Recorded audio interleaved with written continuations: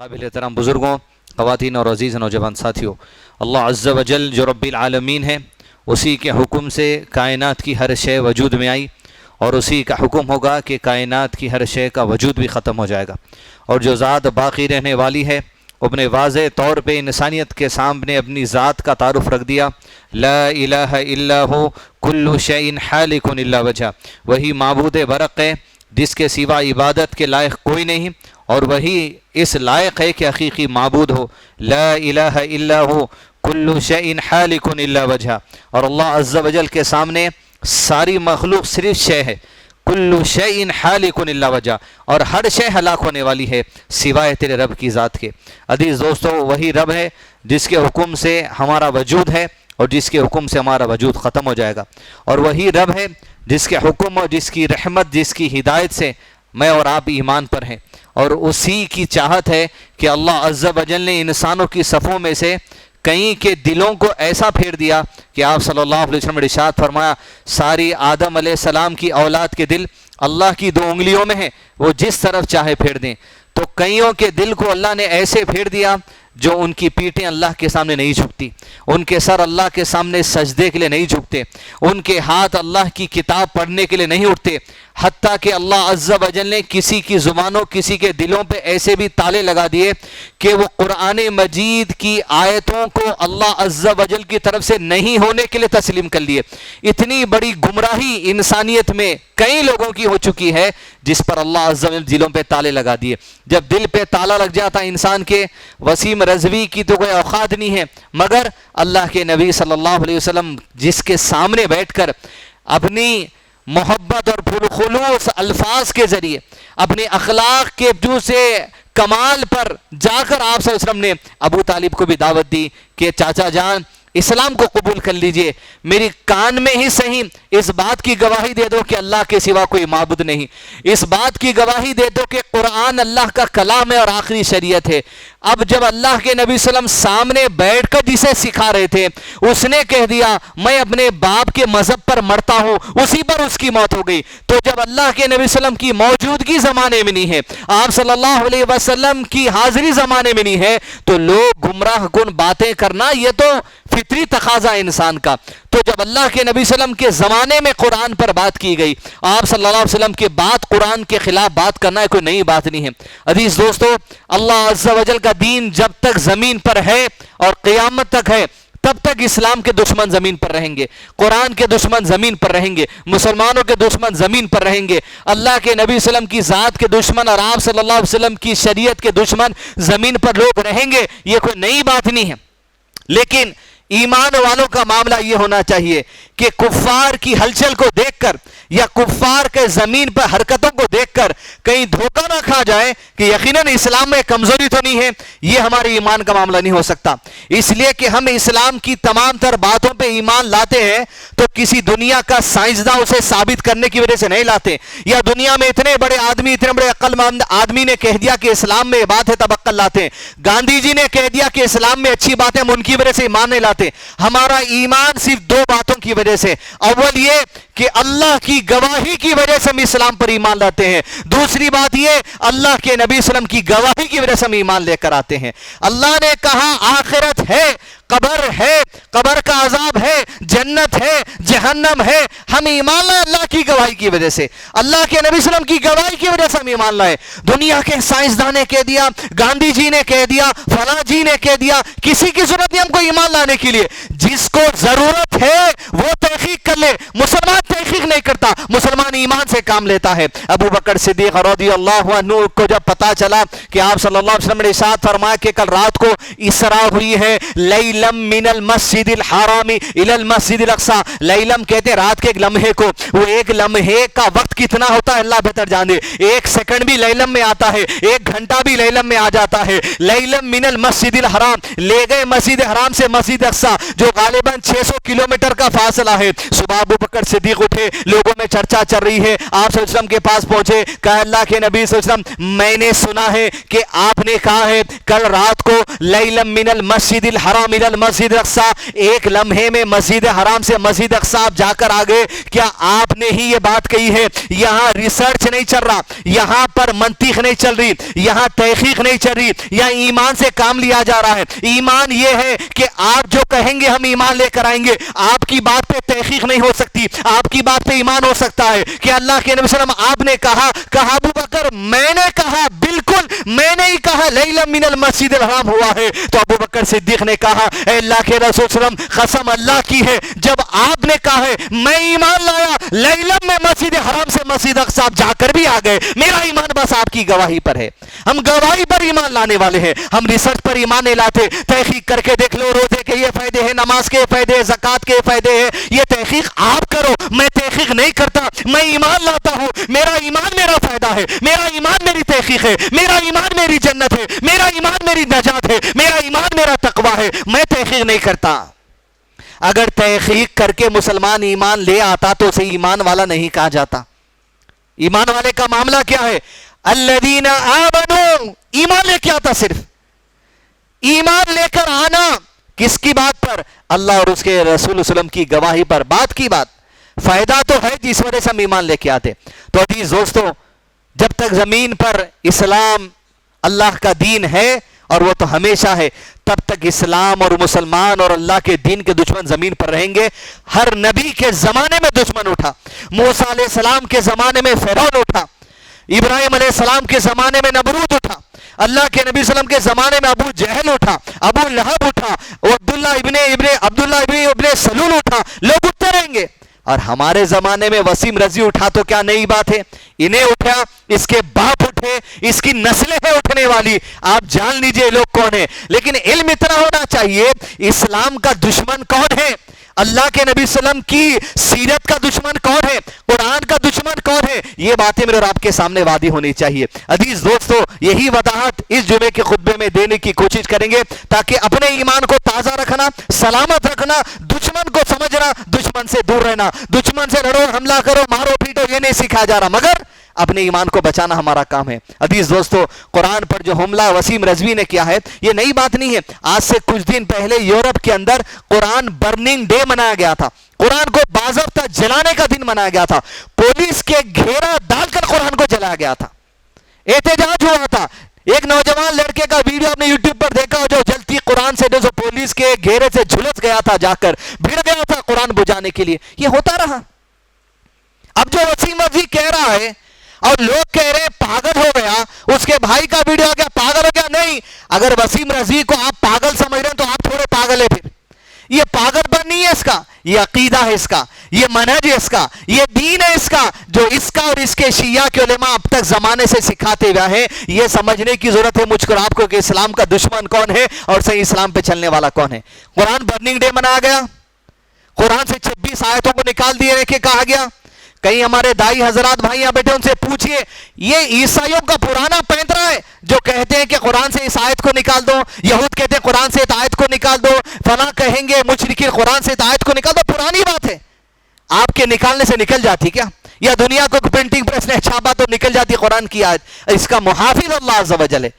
تو عزیز دوستو, ضرورت اس بات کی کہ عظمت قرآن کی کیا ہے میں اور آپ جان لیں, اور قرآن والوں کی عظمت کیا ہے یہ جان لیں. جب قرآن اور قرآن والوں کی عظمت میں اور آپ جان لیں گے, جاہل کفار خارج اسلام جو ہے ان کی ذلت کا جو نشان آپ کے سامنے کھل کر آ جائے گا. یہ قرآن اور قرآن والوں کی عزت ہے, اور خارج اسلام اور قرآن کے دشمنوں کی ذلت کا نتیجہ آپ دیکھ لیں گے.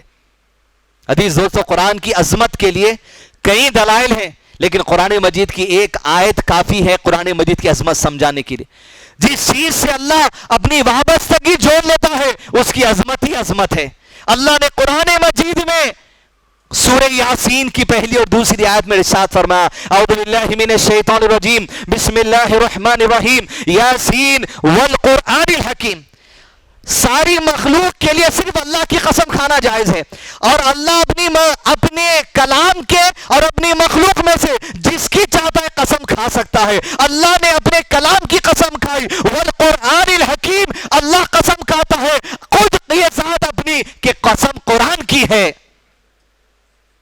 انک لمن المرسلین.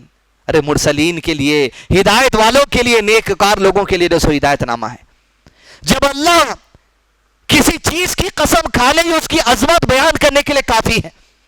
اور دوسری عظمت قرآن مجید کے حدیث دوستو یہ ہے کہ قرآن مجید سے پہلے جو کتابیں دی گئی تھی، تورات موسیٰ علیہ السلام کو اللہ کے ہاتھ کا لکھا ہوا کلام تھا، اللہ کے ہاتھ کا لکھا ہوا تھا جو بنی اسرائیل کی طرف بھیجا گیا. لیکن قرآن کی عظمت یہ ہے کہ قرآن مجید اللہ کا کلام ہے. کلام مطلب ہم سمجھ رہے ہیں، کلام مطلب اللہ نے کہا، وہ کلام ہے اللہ عز و جل کا.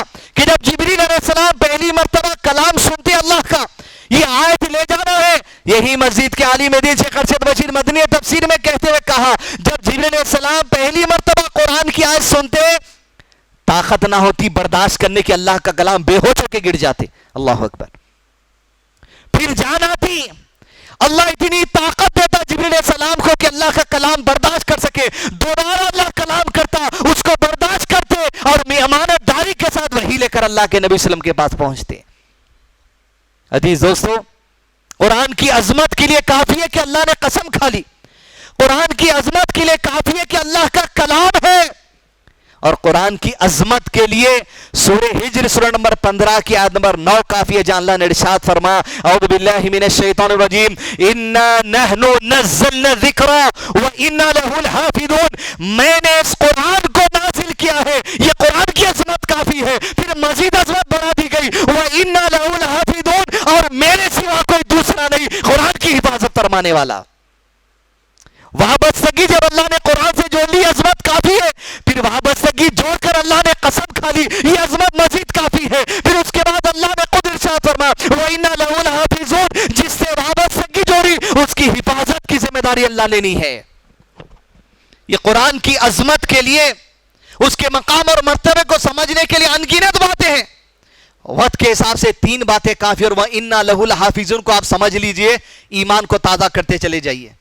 اس خطبے میں وَإِنَّا لَهُ الْحَافِظُونَ کو ہی سمجھیں گے کہ اللہ نے جب وعدہ کیا میں اس کی حفاظت کرنے والا ہوں، دنیا کا کوئی خارج اسلام یہود کے نطفوں کو پسند کرنے والا وسیم رضوی اور اس کے پورے عالمہ جب اٹھ کر یہ کہتے ہیں کہ قرآن مجید میں 26 آیتیں نکال دو، وجہ جانیاں بنیاد وجہ کیا ہے؟ وجہ یہ نہیں ہے کہ دہشت گردی سکھاتی آیتیں، وہ بات کی بات ہے. وجہ یہ ہے ان کے قریب ان آیتوں کو ابو بکر اور عمر قرآن مجید کے اندر لے کر آئے، یہ وجہ ہے، وہ بعد میں وضاحت کریں گے. وَإِنَّا لَهُ الْحَافِظُونَ. اللہ نے کہا میں اس قرآن مجید کی حفاظت کرنے والا تو ختم. جس کتاب کا محافظ اللہ ہے، کوئی سپریم کورٹ دنیا کا یا کوئی چیلے چپاٹے وسیم رضوی اس قرآن کی آیت تو کیا اس کے زیر کو نہیں نکال سکتے، اس کے زبر کو نہیں نکال سکتے. وَإِنَّا لَهُ الْحَافِظُونَ. اللہ محافظ ہے اس کا. عزیز دوستو، یہ عظمت قرآن کے لیے وَإِنَّا لَهُ الْحَافِظُونَ ہی کافی ہے. یہ قرآن مجید بذریعے وحی آیا ہے، یہ ہم سب کا ایمان ہے. لیکن میری بات کو آپ توجہ سے سن لیجئے، میں ہوش و حواس میں بات کہہ رہا ہوں. قرآن مجید بذریعے وحی محمد صلی اللہ علیہ وسلم کے پاس آئی، یہ ایمان ہے. لیکن ابو بکر کے بعد بذریعے وحی نہیں آیا، حضرت عمر کے بعد بذریعے وحی نہیں آیا، حضرت عثمان کے بعد بذریعے وحی نہیں آیا، حضرت علی کے بعد بذریعے وحی نہیں آیا، مسجد تقی الدین میں بیٹھے ہوئے مرد عورتوں کے بعد بذریعے وحی نہیں آیا. قرآن وحی کے پاس آیا، وحی سے آیا، آپ نبی ہے. قرآن بذریعے وحی رسول اللہ علیہ وسلم کے پاس آیا، لیکن امت کے پاس یہ قرآن بذریعے وحی نہیں بذریعے حدیث آیا ہے. اللہ کے نبی صلی اللہ علیہ وسلم پر جب آیتوں کا نزول ہوتا تو آپ کہتے میرے پاس زید ابن ثابت کو بلاؤ، میرے پاس ابو بکر کو بلاؤ، میرے پاس امیر معاویہ کو بلاؤ، میرے پاس عمر کو بلاؤ، میرے پاس زید ابن ثابت کو بلاؤ. اور کہتے اللہ نے کلام نازل کیا ہے. جب آپ کہہ رہے بلاؤ، جب آپ کہتے لکھو تو کہتے یہ آیت لکھ لے علی. تو اللہ کے نبی صلی اللہ علیہ وسلم اپنی حدیث کے ذریعے آیت کو تلاوت کر رہے. بذریعے حدیث سنت کو قرآن ملا ہے، بذریعے وحی اللہ کے نبی صلی اللہ علیہ وسلم کو قرآن ملا ہے. گویا قرآن مجید اور حدیث یہ دونوں کے بغیر اسلام مکمل نہیں ہو سکتا. اب سمجھنا ضروری عزیز دوستو، قرآن اور حدیث کا کتنا بڑا جو سو وزن اور کتنی بڑی اہمیت اسلام میں ہے. وہ لوگ جو صرف قرآن حدیث نہیں بول رہے تو تم نہ قرآن پڑھنا بھی چھوڑ دو. اس وجہ سے قرآن آیا امت کے بعد بذریعہ حدیث. ہر چیز قرآن سے ہے تو قرآن خود بذریعہ حدیث آئی. کہا میرے پاس زید کو بھیجو. ان ابی ہریرہ رضی اللہ عنہ، ابو ہریرہ کہتے ہیں اللہ کے نبی صلی اللہ علیہ وسلم نے کہا، یہ پورے حدیث میں تو باتیں آئی نا. تو عزیز دوستو، بذریعہ وحی رسول اللہ صلی اللہ علیہ وسلم کے پاس، بذریعہ حدیث امت کے پاس. اب جب امت کے پاس آئی تو اللہ کے نبی صلی اللہ علیہ وسلم کو ذمہ داری یہ تھی، کون سی آیت کون سے سورے میں، کون سی آیت سے پہلے، کون سی آیت کے بعد، کون سی صورت میں ہوگی، یہ اللہ کے نبی صلی اللہ علیہ وسلم کو بھی اللہ عز و جل کہہ دیتے اور وہی ترتیب کے ساتھ آپ لکھاتے. کہتے زید اس صورت میں، اس آیت سے پہلے، اس آیت کے بعد اس آیت کو لکھنا. حفاظت قرآن اللہ نے کہا وَإِنَّا لَهُ لَحَافِظُونَ، تو کیسی اور حفاظت دیکھے لکھے. لیکن زیدی کیوں لکھے، ابو بکری کیوں لکھے، عمری کیوں لکھے، عثمانی کیوں لکھے، علی کیوں لکھے، اللہ ان تمام سے راضی ہو جائے. اس لیے لکھے کیونکہ کلام اللہ کی طرف سے ہے، لیکن لکھنے والوں کو بھی اللہ نے چن لیا ہے. اللہ کے نبی صلی اللہ علیہ وسلم نے خود کاتبین وحی کو چنا، کاتبین حدیث کو چنا. قرآن کی آیت لکھنے کے لیے صحابہ کو سلیکشن کیا گیا. 1,00,000 سے زائد کی تعداد میں حجۃ الوداع کے موقع پہ تھے، لیکن اسپیشل سلیکشن کیا گیا. اس میں ابو بکر صدیق کاتبین وحی، عمر بن خطاب کاتبین وحی، عثمان بن عفان کاتبین وحی، علی بن ابی طالب کاتبین وحی، زید بن ثابت کاتبین وحی، انگنت صحابہ کاتبین وحی ہے جنہیں خاص سلیکشن کیا گیا. بذریعہ وحی، بذریعہ حدیث، بذریعہ کتابت. اب جب آئی اسی کتاب میں اللہ نے ارشاد فرما وَإِنَّا لَهُ لَحَافِظُونَ. اب اللہ کے نبی صلی اللہ علیہ وسلم کی وفات ہو گئی، قرآن مجید مکمل نازل ہو گیا. جیسے مکمل نازل ہو گیا پورا قرآن لکھ لیا گیا تھا، چمڑوں پہ، ہڈی پہ، پتھر پہ، پتھر پر، ناٹوں پر، لکڑیوں پر لکھ لیا گیا. اور صحابہ اللہ کے نبی صلی اللہ علیہ وسلم وفات کے بعد حجۃ الوداع سے دنیا میں پھیل گئے تھے تبلیغ کے لیے.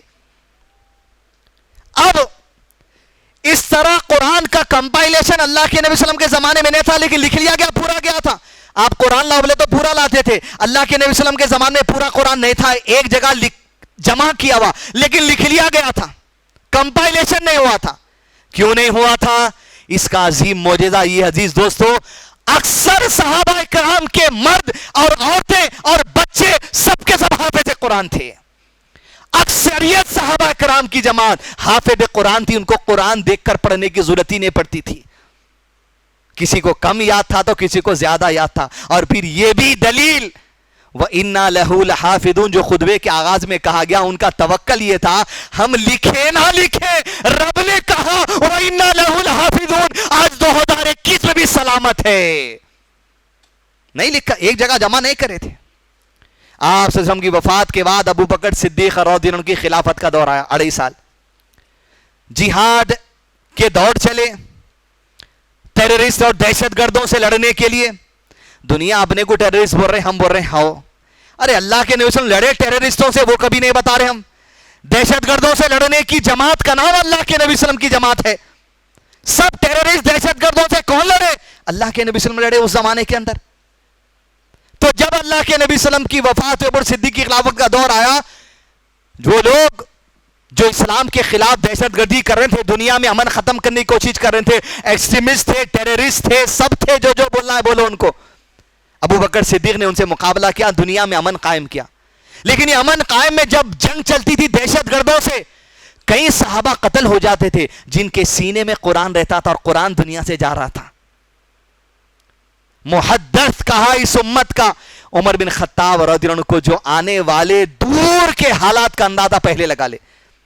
عمر بن خطاب رضی اللہ عنہ نے کہا ابو بکر صدیق دیکھیں، دہشت گردوں سے لڑنے میں دنیا میں امن تو قائم ہو رہا، لیکن جو دہشت گردوں سے مقابلہ کرتے ہوئے شہادتیں ہو رہی ہیں صحابہ کرام کی، سینے میں قرآن چلا جا رہا. لہذا اکثریت صحابہ حافظ قرآن ہے، یہ دنیا سے چلے جائیں گے تو آنے والے لوگوں کو کتابت کی شکل میں ملنا ہے. لہذا جہاں جہاں قرآن دنیا کے اندر ہے پورا قرآن ایک جگہ جمع کر لو، اس کے ملٹیپل کاپیز بنا کے دنیا میں پھیل دو تاکہ لوگوں کو اختلاف نہ ہو کہ قرآن میں 26 آیتیں ہیں بھی یا نہیں ہے بھی. ابو بکر صدیق نے کہا عمر یہ کیسی بات کر رہے ہیں آپ؟ جس بات کی تعلیم اللہ کے نبی صلی اللہ علیہ وسلم نے نہیں دی، آپ صلی اللہ علیہ وسلم نے یہ کام نہیں کیا تو ہم کیوں کریں گے؟ کہ ابو بکر صدیق اس زمانے کا تقاضا ہے، وَإِنَّا لَهُ لَحَافِظُونَ ہے تو تمہارے دل میں بات آئے گی. ابو بکر صدیق نے انکار کر دیا، نہیں ہو سکتا عمر یہ بات. پھر کچھ دن کے بعد آئے, بولتے گئے حتیٰ کہ وَإِنَّا لَهُ لَحَافِظُونَ, میں اس کا محافظ ہوں. ابو بکر صدیق کہتے ہیں ایک دن آیا کہ اللہ نے میرے سینے کو ہدایت دے دی, میں نے اس کام کا آرڈر پاس کر دیا. زید بن ثابت کو چنے, کاتبین وحی ہے جن کی ایج 20 ایئرس کی ہے. 20 سال کے نوجوان بچے کو چنا جاتا, تیرا کام یہ ہے زید, دنیا میں جہاں جہاں صحابہ چلے گئے سب کے پاس قرآن جمع کر کے وہ لینے کے آ جاؤ. زید بن ثابت نے کہا ابو صدیق, یہ جو آپ کے اور میرے سامنے پہاڑ دکھ رہا نا, آپ کہیے زید یہ پہاڑ کو یہاں سے اٹھا کے یہاں رکھ دے, میں رکھ دوں گا, لیکن یہ عظیم کام میرے سے نہیں ہو سکتا. اگر کچھ خطا ہو جائے کیا زید قیامت تک گناہ کا بوجھ اٹھائے گا؟ میں نہیں کر سکتا یہ کام. وَإِنَّا لَهُ لَحَافِظُونَ کہتے گئے زید بن ثابت کہتے ہیں اللہ نے میرے سینے کو کھول دیا, میں اس عظیم کام کے لیے تیار ہو گیا. سیریا میں, دمشق میں, بصرہ میں, کوفہ میں, مدینے میں, مکہ میں, جگہ جگہ پھیلے ہوئے. اور ابو بکر صدیق نے 5 خطرناک نہیں کہہ سکتے, 5 انتہائی سخت کنڈیشنز باندھ دیے. جس کے پاس تم قرآن لاؤ گے اس کنڈیشن پہ لانا. پہلا, وَإِنَّا لَهُ لَحَافِظُونَ, رسین رفضی اگر تجھے پکڑنا ہوتا تو ابو بکر صدیق کو یہاں پکڑتا, لیکن اللہ نے جب کہا وَإِنَّا لَهُ لَحَافِظُونَ تو انتظام آج تک ہے, ابو بکر صدیق کے زمانے کا تھا. کہا ان لوگوں کے پاس سے وہی لو جو راز اللہ کے نبی صلی اللہ علیہ وسلم کی زبان سے سن کر لکھے ہیں, دوسرے کے پاس سے نہیں. یعنی آپ سنے, انہوں بولے میں ان سے یاد کرا, نہیں, جو سنا صرف اس کے پاس سے لینا. دوسرا کنڈیشن, اللہ کے نبی صلی اللہ علیہ وسلم جس صحیفے میں لکھا ہے اسی صحیفے میں سے لکھے ہوا ہونا. تیسرا کنڈیشن, حافظ قرآن جتنے صحابہ ہیں ان کی تائید رہنا کہ یقیناً یہ اللہ کے نبی صلی اللہ علیہ وسلم سیکھے. چوتھا کنڈیشن یہ عظیم کہ جو ترتیب بتائے اللہ کے نبی صلی اللہ علیہ وسلم اس سورے کی اس آیت ایک بھی آگے پیچھے نہیں ہو رہا ہے. چوتھا کنڈیشن. پانچواں کنڈیشن یہ کہ اللہ کے نبی صلی اللہ علیہ وسلم کی جب یہ آیت وحی کی جمع ہو جائے گی قرآن کی, 2 عادل لوگوں کی گواہی لینا. ایک کی ملی تو آیت کو ہم قرآن میں نہیں لے سکتے. وسیم رضوی, تیرے چیلے چپاٹے اور جتنے اسلام کے دشمن خارج اسلام ہے, اگر ابو بکر پر انگلی اٹھاتے تو یہاں اٹھاتے. اب جمع بندی کا کام چل رہا, 2.5 سال کی خلافت ہے, پروجیکٹ کتنا عظیم ہے دیکھئے آپ, انتہائی عظیم پروجیکٹ. خلافت ختم ہونے کے اندر ہی پروجیکٹ بن کے آ گیا اور پوری قرآن سامنے لا کے رکھ دیے.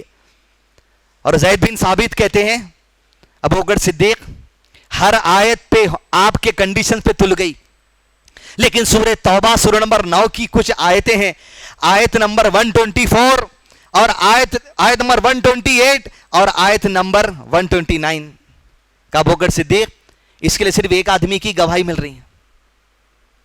ابھی خزیمہ ابن ثابت رضی اللہ عنہ ہی گواہی دے رہا اس کے لیے. یہاں پکڑتا وسیم رضوی تو کہ اب کہہ سکتا تھا سورہ توبہ کی نمبر 120 اور 129 کو نکالو, کیونکہ ابو بکر صدیق خود جو اپنے کنڈیشنز باندھے اس میں نہیں تل سکے, لہذا آیت ایڈ کر دی زبردستی. یہ کہہ سکتا تھا تو, لیکن جب اللہ نے سورہ ہجر میں کہا اِنَّا نَحْنُ نَزَّلْنَا ذِكْرًا وَإِنَّا لَهُ لَحَافِظُونَ, میں نے اس کتاب کو نازل کیا ہے, میں اس کی حفاظت کرنے والا ہوں. 2.5 سال کے بعد وفات کے ایک مسئلہ ایسا آ گیا, قرآن مجید کی ساری آیتیں جمع ہو گئی, ہر ایک پر 2 گواہ مل گئے. ابھی خزیمہ ابن ثابت کی گواہی صرف آیت نمبر 128 129 میں ملتی ہے. زید بن ثابت کہتا ہے اس کے سوا کوئی دوسرا گواہی دینے والا نہیں تھا. امیر مومنین, آپ کے کنڈیشن فیل ہو رہا, یہ آیت کو قرآن میں لانا یا نہیں لانا, حفاظ گواہی دے دیے, سب گواہی دے دیے, لیکن 5ویں کنڈیشن میں 5واں کنڈیشن سیٹ نہیں ہو رہا. وَإِنَّا لَهُ لَحَافِظُونَ. پلٹ کر آئیے اللہ کے نبی صلی اللہ علیہ وسلم کی زندگی کی مدنی زندگی میں. ابھی خزیمہ رضی اللہ عنہ اللہ کے نبی صلی اللہ علیہ وسلم ایک بدو کے پاس سے گھوڑا خریدتے ہیں, بات طے ہو جاتی ہے. ابھی داؤد کی حدیث سن, ابھی داؤد کی شیخ البانی نے صحیح قرار دیا ہے. کہا اللہ کے نبی صلی اللہ علیہ وسلم کا سودا ہو گیا ایک گھوڑا خریدنے کا. بدو سے کہا چل میرے ساتھ, میں پیسے تجھے دے دوں گا, سودا تو ہو چکا, قیمت تو ہو چکی. اللہ کے نبی صلی اللہ علیہ وسلم تیز سے آگے چل رہے تھے, وہ بدو دھیرے دھیرے پیچھے آ رہا تھا, لوگوں سے بات ہو رہی تھی, لوگ بھی آفر دے رہے تھے, یہ گھوڑا مجھے دے دے, یہ گھوڑا مجھے دے دے. لوگوں کی بات سن کر لالچ میں آ کر اللہ کے نبی صلی اللہ علیہ وسلم سے کہتا ہے, اے محمد صلی اللہ علیہ وسلم اگر تمہیں گھوڑا لینا ہے تو فوری لے لو. اللہ کے نبی صلی اللہ علیہ وسلم نے کہا, اے عربی, اے بدو, تیرا اور میرا معاملہ تو ہو چکا ہے, بات تو ہو چکی ہے, ایگریمنٹ ہو چکا ہے, پیسے دینے کے لیے چل رہا ہو. تو اس نے کہا, اچھا میں نے کب تم سے کہا کہ میں نے تمہیں گھوڑا بیچ دیا ہے؟ اس نے آپ صلی اللہ علیہ وسلم نے کہا, تو نے تو ابھی کہا. پھر اس آدمی نے کہا, تمہارے پاس کچھ گواہ ہے؟ اے محمد صلی اللہ علیہ وسلم گواہ ہے تو ذرا پیش کرو. اللہ کے نبی صلی اللہ علیہ وسلم کے ساتھ میں وہاں پر کوئی نہیں تھا جب یہ بدو اور وہ بات کر رہے تھے. ابھی خزیمہ ابن ثابت وہاں سے گزرے. کہا, اللہ کے نبی صلی اللہ علیہ وسلم معاملہ کیا ہے؟ کہا, معاملہ یہ ہے, یہ مجھ سے گواہی پوچھ رہا ہے. خزیمہ کہتے ہیں, ابھی خزیمہ ابن ثابت, اے اللہ کے نبی صلی اللہ علیہ وسلم میں گواہی دیتا ہوں کہ آپ نے گھوڑے کا سودا اس سے کر لیا. اللہ کے نبی صلی اللہ علیہ وسلم نے کہا, ابھی خزیمہ بتا, تو موجود نہیں تھا, تو گواہی کیسے دے سکتا ہے؟ اے اللہ کے نبی صلی اللہ علیہ وسلم آپ نے کہا اللہ کی وحی آتی ہے, ہم ایمان لے کر آ گئے. جب آپ کہتے ہیں وحی آ گئے, ہم ایمان لائے. جب آپ کہتے ہیں گھوڑا آپ نے خریدا, ہم انکار کیوں کریں گے؟ میں آپ کی گواہی پر گواہی دیتا ہوں. اللہ کے نبی صلی اللہ علیہ وسلم نے کہا, اعلان اس شریعت کے اندر ابھی خزیمہ ابن ثابت اگر دنیا میں ایک کی گواہی مل گئی تو سمجھو اس کی ایک کی گواہی دو مردوں کی گواہی کے برابر ہے. وَإِنَّا لَهُ لَحَافِظُونَ سورہ توبہ کی وہ ایک آیت پر یہی خزیمہ ابن ثابت ہے جس ایک کی گواہی مل رہی تھی. ابو بکر کے پاس معاملہ گیا, کہا یہ ایک دیتا ہے, اچھا یہ ایک دیتا ہے, تسلیم کر لو. اس لیے کہ اللہ کے نبی صلی اللہ علیہ وسلم نے کہا, ابھی خزیمہ اگر ایک بھی گواہی دے دے, دو مردوں کی گواہی تسلیم کی جائے گی. قرآن مجید کی اس آیت کو اس حدیث کی بنا پر لایا گیا قرآن مجید کے اندر. وَإِنَّا لَهُ لَحَافِظُونَ ارے یہ انتظامات ہیں اللہ عز و جل کی قرآن کی حفاظت کے. دو گواہ کا کنڈیشن تھا, ایک مل رہا. اللہ کے نبی صلی اللہ علیہ وسلم کی وفات سے پہلے اس ایک آدمی کے دو گواہوں پہ فیصلہ دے دیا گیا تھا. عزیز دوستو, یہ اللہ کی حفاظت ہے, یہ قرآن کی عظمت ہے, یہ اللہ کا قانون ہے, یہ دنیا کا سسٹم ہے, یہ دستور زندگی ہے, یہ دستور حیات ہے, یہ دستور معاملات داری کا, بینکنگ سسٹم کا, تجارتوں کا, معاملات کا, تمہارے شادیوں کا, ولیموں کا, اٹھنے بیٹھنے, چلنے پھرنے, کھانے پینے, زندگی کے تمام امور میں. الیوم اکملت لکم دینکم, اس دن جب دین مکمل ہو گیا. یہ اللہ کا کلام ہماری زندگی کا نظام ہے عزیز دوستو, اور یہ نظام بذریعہ وحی آیا ہے رسول پر, بذریعہ حدیث آیا ہے امت پر. اس نظام کا قول بھی بذریعہ وحی حدیث آیا ہے, اس نظام کا عمل بھی بذریعہ حدیث اللہ کے نبی صلی اللہ علیہ وسلم ہمارے پاس آیا ہے. وَإِنَّا لَهُ الْحَافِظُونَ اب جب قرآن لکھ لیا گیا, وسیم رضوی کے جتنے چیلے چپاٹے ہیں یہ بولے, ابو بکر اور عمر جب یہ قرآن لکھ رہے تھے, لکھے نہیں تھے, جمع کر رہے تھے, تب یہ 26 آیتیں ڈال لی ہیں جس میں دہشت گردی سکھا رہی ہیں. خارج اسلام تو تیرے جتنے سب سن لے. قرآن مجید سورہ حج سورہ نمبر 22 آیت نمبر, اللہ عز و جل نے سورہ حج سورہ نمبر 22 کی آیت میں اللہ عز و جل نے ارشاد فرما دیا 39 اور 40 کے اندر, اُذِنَ لِلَّذِينَ يُقَاتَلُونَ بِأَنَّهُمْ ظُلِمُوا وَإِنَّ اللَّهَ عَلَى نَصْرِهِمْ لَقَدِيرٌ الَّذِينَ أُخْرِجُوا مِنْ دِيَارِهِمْ بِغَيْرِ حَقٍّ إِلَّا أَنْ يَقُولُوا رَبُّنَا اللَّهُ وَلَوْلَا دَفْعُ اللَّهِ النَّاسَ بَعْضَهُمْ بِبَعْضٍ. یہ آیت کب نازل ہوئی؟ آپ صلی اللہ علیہ وسلم 13 سال تک مکے میں تھے.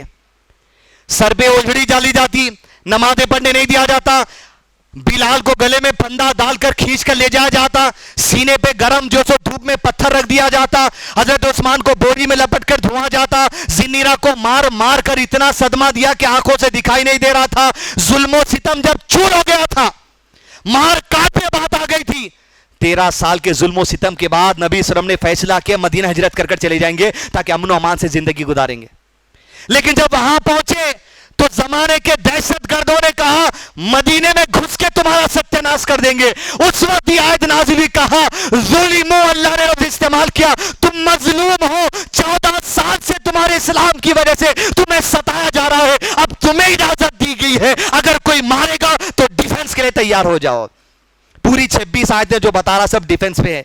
ارے بے وقوف, تیرے گھر پہ حملے کی بات ہو رہی تو باہر پولیس چھڑا لیا, تیرا ڈیفنس چلتا.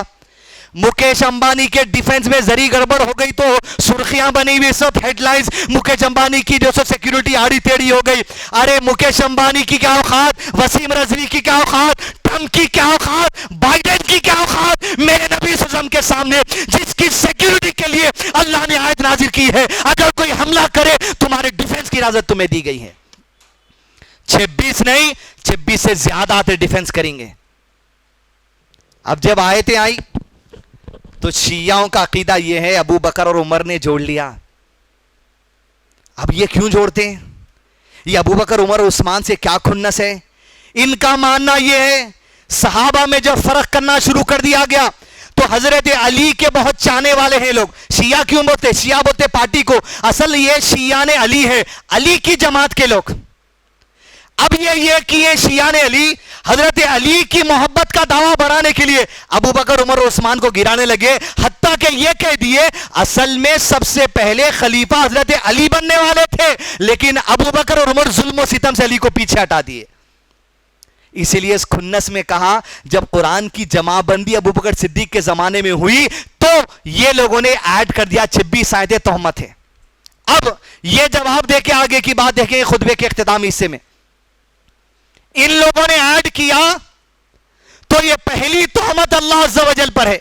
वह इन्ना लहू लहाफिज़ून, जब अल्लाह कह रहा है तो अल्लाह अज़्ज़ा वजल ने अल्लाह के नबी सल्लल्लाहु अलैहि वसल्लम की जिम्मेदारी में ऐसे लोगों को चुनने दे दिया जो 26 आयतें इजाफत करने वाले हैं। और अल्लाह ने कहा मैं मुहाफिज हूं, तो अल्लाह ने हिफाजत नहीं की 26 आयतों की।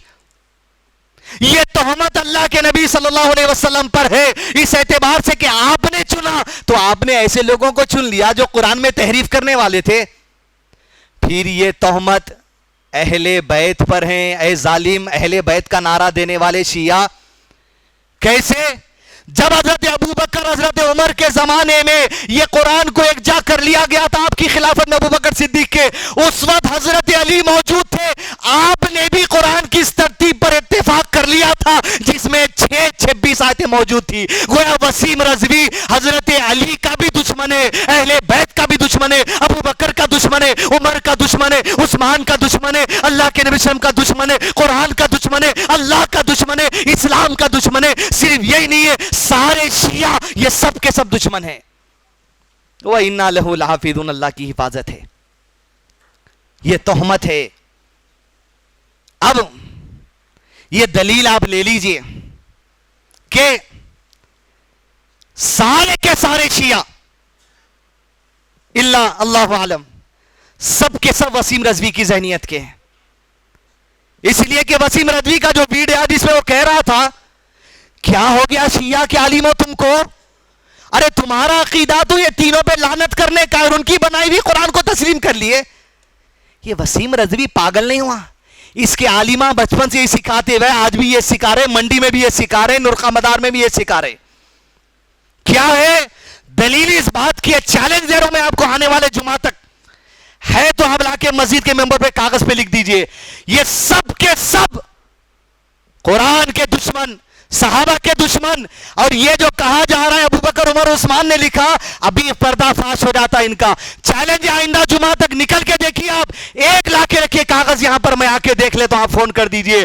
किसी एक शिया का नाम अबू बकर बता दो, अब 1 हफ्ते की मोहलत है। किसी एक शिया का नाम उमर बता दो, अब 1 हफ्ते की मोहलत है। किसी एक शिया का नाम उस्मान बता दो, 1 हफ्ते की मोहलत है। किसी एक शिया का नाम हफ्सा बता दो, 1 हफ्ते की मोहलत है, जो उमर की बेटी है। किसी एक शिया की बेटी का नाम आयशा बता दो, जो अबू बकर सिद्दीक की बेटी है। 1 हफ्ते का चैलेंज आपको दिया जा रहा, खाली कागज आप नहीं लेके आए तो मैं आपको जो सो पलटा के चैलेंज दे रहा हूं मदीद दोस्तों। अब वसीम रजवी दुश्मन है या सब दुश्मन है? सब है नहीं है। अगर सब नहीं होते, शिया के आलिमों का बयान आ रहा, हमारा कोई ताल्लुक नहीं वसीम रजवी से, धोखा है। उसके भाई का बयान आ रहा, मेरा कोई ताल्लुक नहीं, मां का कोई जायदाद से ताल्लुक नहीं। कोई ये नहीं बोल रहा कि वसीम रजवी जो तोहमत लगा रहा, ये 26 आयतें अबू बकर उमर और उस्मान लिख लिए। कोई शिया का आलिम ये मामला हो जब से 1 हफ्ते से बयान नहीं करा, ये गलत बात कह रहा, कोई नहीं बोल रहा। अरे इनका अकीदा है इसलिए इनके घरों में अबू बकर उमर उस्मान आयशा और अफसा नाम नहीं होता। ये तो सिखाया गया इनको। वसीम रजवी के आलिम है, इनके आलिमों से जो सुखा वो बयान कर रहा। इल्ला आशुर खानों में मजलिसों में छुप छुप के बोलते थे, अब इन्हें खुल के बोल रहा। جب انہیں اتنا قرآن پہ کھل کے عمل صاحب شیعوں پہ ایسا بول رہے ہیں، بولتے ہیں ان کے باپ کے گھر میں جا کے بھی بولتے، جب قرآن پہ اتنا کھل کے بول رہا انہیں، سپریم کورٹ میں عرضی ڈال رہا اللہ کے کلام کے خلاف، آپ کو بھی ان کی چھپی کھلی پول کھولنے میں کیا بات ہو گئی، وہ بھی اسلام کی دشمنی۔ تو عزیز دوستو یاد رکھیے، عظمت قرآن کی اس بات سے ہے وَإِنَّا لَهُ الْحَافِظُونَ۔ آپ نے دیکھ لیا ابوبکر صدیق کے زمانے میں کیسے حفاظت ہوئی۔ عظمت قرآن کی ہے تو عظمت قرآن والوں کی ہے۔ کون ہے قرآن والے؟ ابو بکر کاتب وحی، عمر کاتب وحی، عثمان کاتب وحی، جس کے دلوں میں کانٹے کی طرح چھپتے ہیں لوگ، ان کی عظمت بھی سن لے عزیز دوستو۔ فرمایا آپ صلی اللہ علیہ وسلم نے، ابو بکر جب زندگی کی آخری 17 نمازیں باقی تھی، آپ صلی اللہ علیہ وسلم چل کر نہیں جا سک رہے تھے مسجد کی طرف، انگلی سے اشارہ کیا، ابو بکر اعزاز تجھے دیا جا رہا ہے، جو نبی ساری امت کا امام ہے، آج سے تجھے ذمہ داری دی جا رہی ہے، اس نبی کی تو امامت کرے گا۔ 17 نمازوں کی امامت ابو بکر صدیق نے اللہ کے نبی صلی اللہ علیہ وسلم کی۔ یہ مرتبہ، یہ عظمت ابو بکر صدیق کی ہے۔ عمر بن خطاب کے بارے میں اللہ کے نبی صلی اللہ علیہ وسلم نے عظمت بیان کی کہ جس گلی سے یہ گزر جائے، ارے اس گلی سے شیطان اپنے راستے کو بدل دیتا ہے۔ یہ عظمت ابو عمر کی ہے۔ یہ عظمت عثمان کی بھی جان لے کہ کہاں اللہ کے نبی صلی اللہ علیہ وسلم نے، ارے عثمان تو وہ ہے جس سے میں کیسے نہ حیا کروں، ارے جس سے آسمان کے فرشتے حیا کرتے ہیں۔ یہی ابو بکر، عمر، عثمان عزیز دوستو وہ شرائع مبشرہ میں سے ہے کہ مدینے میں اللہ کے نبی صلی اللہ علیہ وسلم، ابو موسیٰ الاشعری رضی اللہ عنہ اس دن اللہ کے نبی صلی اللہ علیہ وسلم کے گارڈ تھے۔ صحابہ اللہ کے نبی صلی اللہ علیہ وسلم کے گارڈ بننے کے لیے خورا ڈالتے تھے، ایک دن میں بنوں گا، ایک دن آپ بننا، دن بھر آپ کی خدمت۔ آپ صلی اللہ علیہ وسلم مدینے کے ایک باغ میں گئے، پنڈلی تک کپڑا اٹھایا، پانی کے کنویں میں پیر ڈال کر منڈیر پر بیٹھ گئے۔ ایک آدمی آیا، ابو موسیٰ الاشعری گیٹ پر ہیں، گیٹ کیپر ہیں اس دن کے، کہا اللہ کے نبی صلی اللہ علیہ وسلم کوئی آیا ہے آپ سے اجازت پوچھتا ہے۔ فرمایا آپ صلی اللہ علیہ وسلم نے ابو موسیٰ الاشعری ذرا اجازت دے دو آنے کی، اور جب اجازت دے دو اس وقت یہ بھی کہہ دو کہ اللہ نے آنے والے کے لیے دنیا میں جنت کی بشارت دے دی ہے۔ جب دروازہ کھولا تو ابو بکر صدیق تشریف لے کر آ گئے۔ جیسے آئے دیکھا اللہ کے نبی صلی اللہ علیہ وسلم کو پنڈلی سے کپڑا سرکا ہوا ہے، پنڈلی تک کپڑا اٹھا لیے، بغیر چپ چاپ بات کی منڈیر پر بیٹھ کر اپنے بھی پیر پانی میں چھوڑ دیے۔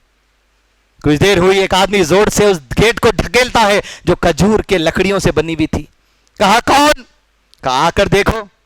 آ کر دیکھا، کہا اللہ کے نبی صلی اللہ علیہ وسلم سے اجازت لو۔ ابو موسیٰ الاشعری نے کہا خبردار رک جائیے، جب تک اجازت نہ ہو اندر نہیں آنا۔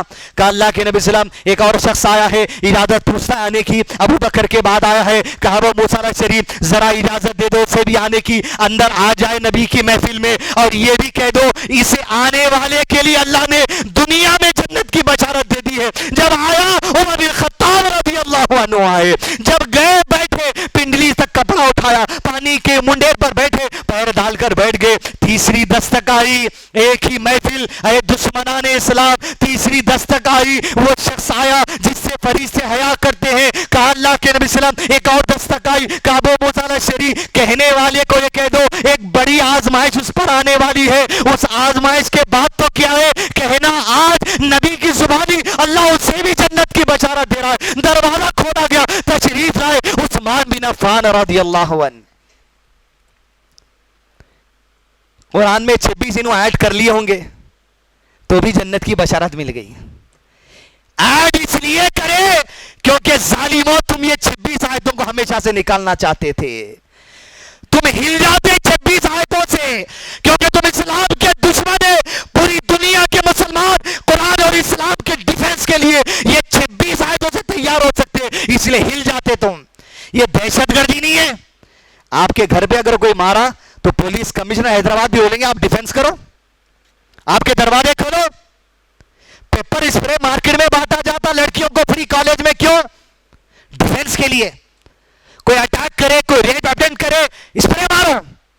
اپنی طاقت کے مطابق ڈیفنس کرنا ہر ملک کا قانون ہے، اس زمانے کا قانون ہے، اللہ کا قانون ہے، انصاف پر مبنی بات ہے۔ کوئی دہشت گردی قرآن نہیں سکھاتا، بلکہ اللہ کے نبی صلی اللہ علیہ وسلم دہشت گردی مٹائے۔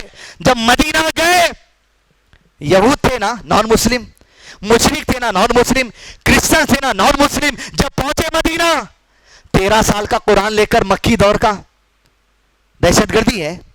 جب پہنچے تو پورے نان مسلم سے ایگریمنٹ کیا ہوا؟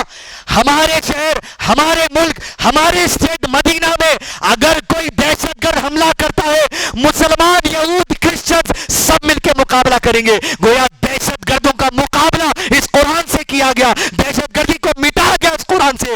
الزام لگانے والے تیرے لیے تو اللہ نے ارشاد فرما دیا، قرآن مجید سورہ 20 سورہ نمبر طٰہٰ کی آیت میں اللہ ارشاد فرماتا ہے، اعوذ باللہ من الشیطان الرجیم، ومن اعرض عن ذکری، جو اللہ کی کتاب سے منہ موڑے گا، جو اللہ کی آیتوں سے منہ موڑے گا، فإن له معیشة ضنکا، دنیا کی زندگی تکلیفوں میں آ جائے گی، ونحشرهم یوم القیامت اعمی، جب قیامت کے دن اٹھایا جائے گا قبروں سے، اندھا کر کے اٹھایا جائے گا۔ قرآن سے منہ موڑنے والی امت بھی آئے سن لے، وسیم رضی کے چلے چپاٹی بھی آئے سن لے، قال رب لم حشرتنی اعمی وقد كنت بصیرا، ربی آج اندھا کر کے کیوں اٹھا رہا ہے قبروں سے؟ ہم تو دنیا میں آنکھوں والے تھے، دیکھنے والے تھے۔ قال كذلك اتتك آیاتنا فنسیتها وكذلك اليوم تنسى، ارے ٹھیک اسی طرح جب دنیا میں ہماری آیتیں تیرے پاس آ گئی تھی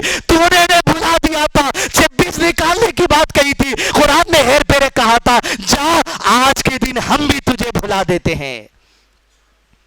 اللہ قیامت کے دن قبروں سے آنکھوں والا اٹھا یا ربی، اندھا نہ اٹھا، قرآن سے منہ موڑنے والا نہ بنا یا ربی۔ دشمنان اسلام جو قرآن کے خلاف، اسلام کے خلاف سازشیں ہمیشہ سے چل رہے ہیں یا ربی، ان کی سازشوں میں دھوکے میں مت آنے دے یا رب۔ ربنا لا تزغ قلوبنا بعد إذ هديتنا وهب لنا من لدنك رحمة إنك أنت الوهاب، وصلى الله على نبينا محمد وعلى آله وصحبه وسلم تسليما كثيرا۔